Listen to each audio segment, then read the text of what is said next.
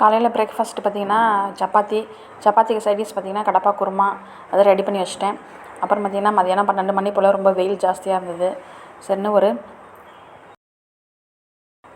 Jigarthanda parcel ஒன்று வாங்கினோம். 40 ரூபா தான். பார்த்திங்கன்னா அது 4 பேர் ஷேர் பண்ணி குடிக்கலாம். ரொம்ப டேஸ்ட்டாக இருந்தது. ஃபேமிலியோடு நாங்கள் குடித்தோம்.